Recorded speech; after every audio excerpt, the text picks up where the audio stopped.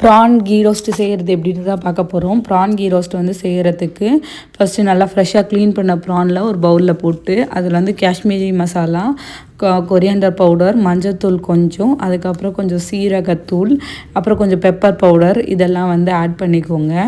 அப்புறம் வந்து கொஞ்சம் உப்பு போட்டு உங்கள் டேஸ்ட்டுக்கு ஏற்ற மாதிரி உப்பு போட்டுட்டு அப்புறம் வந்து இஞ்சி பூண்டு விழுது போட்டு நல்லா மிக்ஸ் பண்ணி விட்டுடுங்க. ஒரு 1/2 அன் ஹவர் போல் மேரினேட் ஆகட்டும். அது எவ்வளோ நேரம் மேரினேட் ஆகுதோ அது உங்களோட விருப்பம். கொஞ்சம் லெமன் வேணுன்னா புழிஞ்சு விட்டுக்கோங்க. அது இன்னும் கொஞ்சம் ஃப்ளேவரை வந்து ஆட் பண்ணணும். அண்ட் தென் வந்து ஒரு தவாவில் வந்து ஆயில் நல்லா ஆட் பண்ணிவிட்டு இந்த ப்ரானெல்லாம் நல்லா வந்து ரோஸ்ட் பண்ணி எடுத்துக்கணும். ஓகேவா? கொஞ்ச நேரம் ஃபஸ்ட்டு வந்து ப்ரான்லேருந்து தண்ணி விடும். அதனால் அது ஒன்றும் பெரிய இது கிடையாது. அதுன்னு நீங்கள் ப்ரானை நல்லா அழகாக அடிக்கிட்டு நீங்கள் ப்ரானை தண்ணி விடுற வரைக்கும் விட்டுட்டு அது நல்லா சுண்டி நல்லா அழகாக வந்துடும்.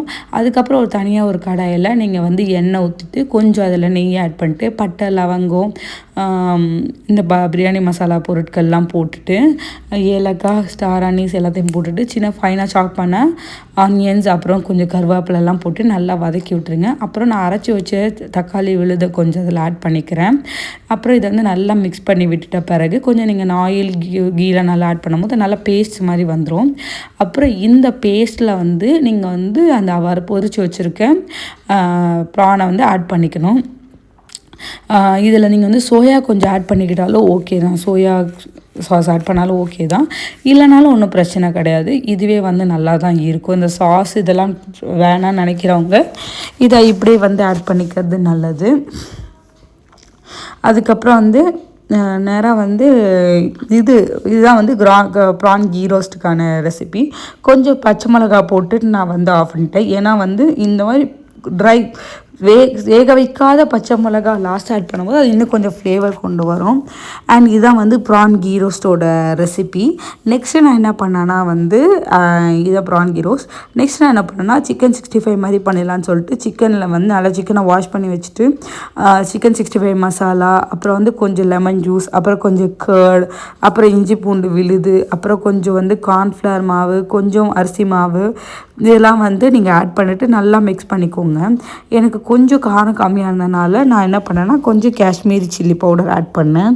இஞ்சி பூண்டு விழுது போஸ்ட்டு நல்லா ஆட் பண்ணிட்டு ஒரு 1/2 அன் ஹவர் போல் மேரினேட் பண்ணி வச்சுருந்தேன்.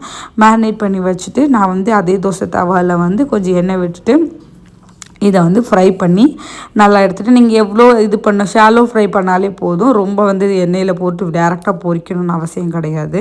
இந்த மாதிரி பொரித்து எடுத்தாலே நல்லா வந்துடும். அதனால் நம்மளுக்கு தேவைக்கு ஏற்ற மாதிரி நான் 2 பேட்சாக போட்டேன். ஒரு பேட்ச் வந்து அப்புறமா இன்னும் கொஞ்சம் பேட்ச் வந்து இது போட்டேன். எப்போவுமே வந்து இந்த மாதிரி பண்ணும்போது கொஞ்சம் பேட்ச் போட்டால் நல்லாயிருக்கும். இதை வந்து சிக்கன் 65 இதுலேயும் இந்த மாதிரி சில்லிஸை வந்து நான் காசாக வெட்டி போட்டிருந்தேன் மேலே. அது வந்து டேஸ்ட் நல்லா கொடுத்துச்சு. அண்ட் தென் வந்து இது வந்து பச்சை மிளகா ரசம், பச்சை மிளகா இதெல்லாம் தக்காளிலாம் போட்டு அரைச்சி வச்சேன் பச்சை மிளகா ரசம் ரொம்ப நல்லா டேஸ்ட்டாக இருந்தது. அப்புறம் இதுக்கு வந்து ஆம்லேட் நான் கூட செஞ்சேன். வெங்காயம், கேப்சிகம் கொஞ்சம் போட்டுக்கிட்டேன். ஏன்னா கேப்சிகம் போடும்போது ஆம்லேட்டோட டேஸ்ட்டு கொஞ்சம் நல்லாயிருக்கும். அண்ட் கொத்தமல்லி போட்டுட்டு உப்பு போட்டு 2 முட்டை போட்டு பெப்பர் பவுடர் போட்டு நல்லா வந்து விரசி வச்சுட்டு அதுக்கப்புறம் வந்து ஆம்லேட் போட்டு எடுத்துட்டேன். இதான் இன்றைக்கி ரெசிபி. அந்த இது ப்ரானை வந்து சட்டியில் போட்டு நல்லா விரசி சாப்பிட்டாச்சு. அதுக்கப்புறம் வந்து இதெல்லாம் வந்து 65 ஆம்லேட் எல்லாம் வச்சுட்டு இந்த வீடியோ உங்களுக்கு பிடிச்சா லைக் பண்ணுங்கள், ஷேர் பண்ணுங்கள், மறக்காம சப்ஸ்கிரைப் பண்ணி